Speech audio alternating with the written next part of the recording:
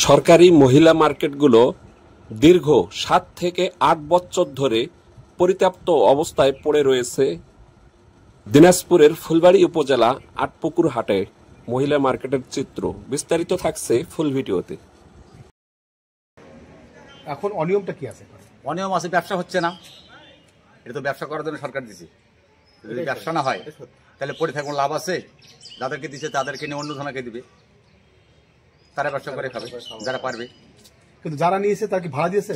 কেউ কেউ ভাড়া দিয়েছে, কেউ কেউ দেয় নেই, কেউ আবার আত্মীয় দিয়েছে, কেউ করে এই গোডাউন করছে ঘরের ভিতরে আছে, মাল আছে ঘরে। কিন্তু বিনিময় সরকারের বরাদ্দকৃত সম্পদ দখল করে নিয়ে ওরা ভাড়া দিয়ে তারা খাচ্ছে। যাদের করা দরকার তারা করতেছে না, আরেকজন করতেছে, বা এখন তো বন্ধ। স্থানীয় লোকের দাবি, যাদের দখলে ঘরগুলো রয়েছে তারা যদি না চালাইতে পারে ঘরগুলি হস্তান্তর করে গরিব অসহায় মহিলাদেরকে দেওয়া হোক, তারা উদ্যোক্তা হিসাবে ব্যবসা বাণিজ্য করে খাবে। আচ্ছা, এইটা মার্কেটটা চলতেছে না কারণ কি? হ্যাঁ, চলতেছে না। তাদের হয়তো কেউ কেউ নাই, মানে ওই মহিলাটা, একটা মহিলা এখানে আছে, তো ওনার হলো বিয়ে হয়েছে আর এক জায়গায়, স্বামী মারা গেছে আর এক জায়গায় বিয়ে হয়েছে, বাকিগুলো আছে ওর দোকান কাট করে না। ওরা ওদের কি সমস্যা তারা ভালো জানে, আমি জানি না। এখন দোকানটা কিভাবে চলে? মানে এখন দোকানটা তাদের আত্মীয় স্বজনকে ভাড়া দিচ্ছে আর কি, যেটা বুঝাতে আত্মীয় স্বজনকে ভাড়া দিচ্ছে। তারা পারবো না, কিন্তু আমি দরখাস্ত করেছিলাম। আর এই যে মুসা মেম্বারের বউ ছিল, মুসা মেম্বারের বউ দরখাস্ত করেছিল, কিন্তু সবাইকে দিছে, আমাদেরকে দুজনকে দেয়নি, আবুল চেয়ারম্যান দেয়নি। আমার সিরিয়াল ছিল 9 নম্বর। এখন আপনি কি চান? এখন আমি দোকান চাই একটা। আমাকে একটা দোকান দিলে, আমরা দর্জিগিরি করি, একটা দোকান দিলে আমি ওখানে লেডিস টেলার্স দিতে পারবো। যখন দরখাস্ত করেন মার্কেটের উদ্দেশ্যটা কি ছিল? কি জন্য দিয়েছিল মার্কেটটা? মার্কেটের উদ্দেশ্য ছিল মহিলারা ব্যবসা করে খাবে, মহিলাদের জন্য মার্কেট, মহিলারা ব্যবসা করে খাবে। কিন্তু মহিলারা কই ব্যবসা করে? কোনো মহিলাই ব্যবসা করে না, আমি দেখি পুরুষেরাই ব্যবসা করে। হয়তো 2টা দোকান খোলা থাকে, একটা মতিয়ারের দোকান খোলা থাকে, আর মাঝে মাঝে যে মজনু নামে একটা আছে, ওই ওর ছেলেটা কম্পিউটার মাঝে মাঝে দোকান করে, আর বাকিগুলা সব ভাড়া চলে।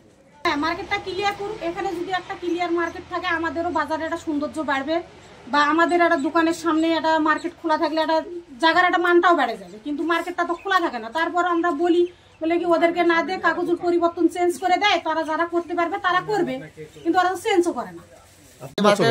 এই মহিলা মার্কেট নেওয়ার পর উনি নিকাত বসেছে, কিন্তু এটা যে ঘর আছে বিভিন্ন সিস্টেমে দেওয়া আছে, ওইভাবে তিনি থাকেন না। নিকাত বসে দৌলতপুর এখন আছে।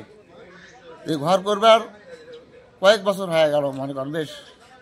এখানে এইভাবে বন্ধ থাকে, এলে অন্য লোক বসে থাকে, দোকান টোকান করে নিয়ে চলে। আমরা তো চাই গরিব দুঃখী করি খাক, যারা আছে নিয়ে তা আমার চাইও তো গরিব আছে, আমাকে দেখ ওরা করি খাক। অবশেষে খায়রন নামে এক ঘর মালিকের সঙ্গে আমরা মুঠোফোনে যোগাযোগ করার চেষ্টা করি, দেখা যাক উনি কি বলে। যে আমি সাংবাদিক আসছিলাম, আমাদের ওই একটা মার্কেট নিয়ে সংবাদ হচ্ছে তো, নিউজ, তাই সেইখানে আপনারা দেখতেছি এখানে মার্কেটের মালিক হিসাবে আছেন। এই মার্কেটটাতে আপনার একটা ঘর নেওয়া আছে, তো আপনাকে কিভাবে পাবো? আপনার বক্তব্য আমার দরকার, কথা বলা দরকার।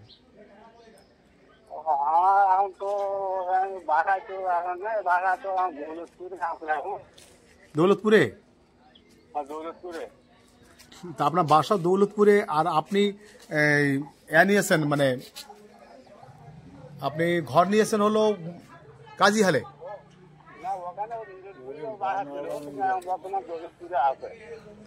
আপনার বর্তমান বাসা হলো দৌলতপুরে।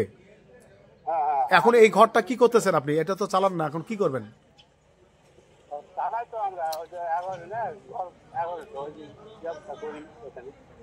ওটা কি ভাড়ায় দিয়েছেন না নিজে চালান? তো এটা আমরা যতটুকু শুনতেছি যে প্রায় বছর 2-1 ধরে বন্ধ, আর তালাতে তো যারা ধরে গেছে।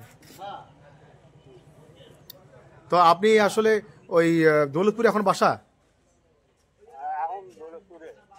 আচ্ছা। কাজীহাল ইউনিয়নের আটপুকুর হাটের মহিলা মার্কেটগুলো যদিও বা আমরা বন্ধ দেখতে পেয়েছি, আরো বিভিন্ন ইউনিয়ন ঘুরে দেখেছি, ওখানকার চিত্রগুলো একটু ব্যতিক্রম। যদিও বা মার্কেট খোলা আছে, দোকান খোলা আছে, কিন্তু মহিলাদের দোকান পুরুষদের দখলে। কেউ বা বিক্রয় করে দিছে, কেউ বা ভাড়া নিয়েছে, কিন্তু তারা কার কাছ থেকে কিনে নিল প্রশ্ন রয়ে গেল জনতার কাছে। এই ভিডিওটা ঊর্ধ্বতম কর্তৃপক্ষের নজরে যাতে করে আসে, এই বিষয়গুলির সমাধান হয় এমনটি প্রত্যাশা করছি। এতক্ষণ সঙ্গে ছিলাম সাংবাদিক ফয়জার রহমান। আল্লাহ হাফেজ।